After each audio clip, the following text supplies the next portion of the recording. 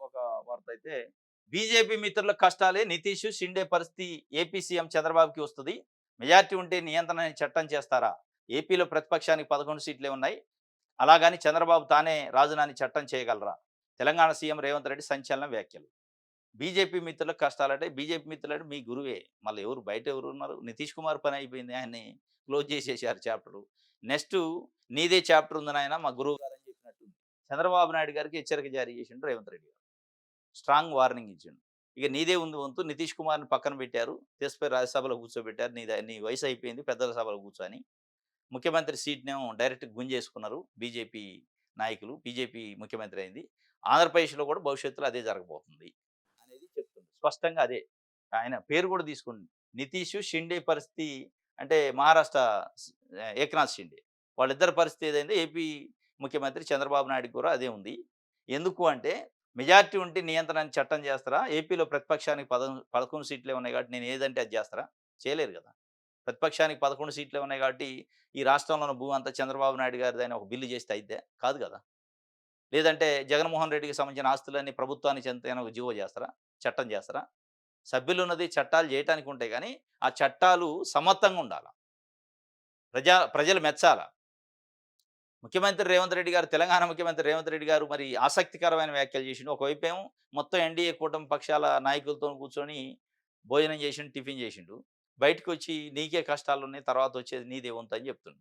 వాస్తవం కూడా చంద్రబాబు నాయుడు గారి పరిస్థితి అంటే మనం వాస్తవాలు మాట్లాడుకోవాలంటే ఎన్డీఏ కూటమిలో భాగస్వామ్య పక్షం ఇప్పుడు కాదు చాలా సంవత్సరాల నుంచి ఉంటుండు. వాజ్పేయి ఉన్నప్పుడు ఉన్నాడు 2 టైమ్స్. మోడీ ఉన్నప్పుడు ఇప్పుడు సెకండ్ టైమ్. ఈ 4 సార్లు పొత్తులో ఎన్డీఏ కూటమిలో ఉండు. వాజ్పేయి గవర్నమెంట్ ఉన్నప్పుడు ఈయనే కింగ్ మేకర్. ఇక్కడ కూర్చొని ఫోన్ కొడితే డబ్బులు ఆడ నుంచి నిధులొచ్చేది. ఇక్కడ కూర్చొని ఫోన్ కొడితే అక్కడి నుంచి బీజేపీ నాయకులొచ్చి ఈయనతో చర్చలు జరిపి ఎళ్ళేది హైదరాబాదొచ్చి. ప్రమోద్ మహాజన్ అని ఉండేది ఒకాయన. అక్కడి నుంచి ఢిల్లీ ప్రతినిధికొచ్చి, "సార్ ఏం చేద్దాం చెప్పండి. రాష్ట్రపతిని ఎవరిని పెడదాం? ఇగో నేను చిట్టి రాసిస్తాను దేశప్రభు వాజ్పేయికి" అంటే అబ్దుల్ కలాంని పెట్టారు.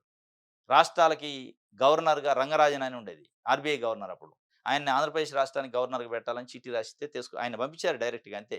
అటువంటి పరిస్థితి ఉంటే ఈరోజు ఏముందో తెలుసా? ఈడేమన్నా 2 ఎమ్మెల్సీలు ఖాళీ అయితే ఈయన ఢిల్లీ పోయి ఆడ అపాయింట్‌మెంట్ తీసుకొని అమిత్ షా గారు 2 అయినాయి సార్ ఎన్ని తీసుకోమంటావు అంటే, "రెండా? అయితే ఒకటి మాకిచ్చి నువ్వు ఒకటి తీసుకో" అనే పరిస్థితికొచ్చింది. రాజ్యసభకు 3 ఖాళీ అయినాయి సార్ అంటే, 3లో ఒకటి ఆల్రెడీ ఆర్ కృష్ణయ్య అని ఉంటాడు. ఆయనకి మేము ఇచ్చేసినాం. ఇచ్చేయటమే కానీ ఈయనకి చెప్పుడు కూడా లేదు. ఈయనకి చెప్పేది కూడా లేదు. మేము ఇచ్చేసినాం. ఇంక ఆయన పని అయిపోయి ఎందుకిచ్చారు సార్? ఆయనే ఎవరు? ఆయన వైసీపీలో ఉండు కదా! ఇయన్నీ నువ్వు అడగొద్దు మాకు. మేమిచ్చినాం నువ్వు ఎళ్ళిపో అంతే. అనే పరిస్థితికొచ్చింది. ఆంధ్రప్రదేశ్ పరిస్థితి, చంద్రబాబు నాయుడు గారి పరిస్థితి. ఎక్కడ తీసుకెళ్లారు? ఎందుకు తీసుకెళ్లారు? అనేది ఇక ప్రజలు అర్థం చేసుకోవాలి. ఏంటి అసలు 45 సంవత్సరాల రాజకీయ జీవితం. ఇన్ని సార్లు ముఖ్యమంత్రి చేసిండు. విజన్ ఉన్న ముఖ్యమంత్రి. ఆ స్థాయిలో భయపడాల్సిన అవసరం ఏంటి? ఈరోజు కింగ్ మేకర్ కదా! 2014, 19 వేరు. ఆ రోజు మీ పైన ఆధారం లేదు. ఈరోజు మీ పైన ఆధారపడి ప్రభుత్వం ఉంది. అయినా గాని మీరు వాళ్ళ పైన ఆధారపడుతున్నారు. కాబట్టే రేవంత్ రెడ్డి చెప్పిండు. "నీ పని అయిపోయింది నా నాయన. నువ్వు జాగ్రత్తగుండు.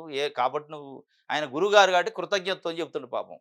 ఈ ఈ స్థాయిలో లైఫ్ ఇచ్చిండు కదా రాజకీయం. పాపం జాలి తలుతుండు. చంద్రబాబు నాయుడు గారి భవిష్యత్తు ఈయనకు కనపడుతుంది. కాబట్టి చంద్రబాబు నాయుడు గారు అలర్ట్ కావాలా. ఈ పొత్తులు, ఎత్తుల కోసం మరీ ఊడిగం చేసే, పల్లకి మోసే కార్యక్రమం కాకుండా ప్రజలను నమ్ముకోండి. ఇది రేవంత్ రెడ్డికి సంబంధించి సంచలన వ్యాఖ్యలు.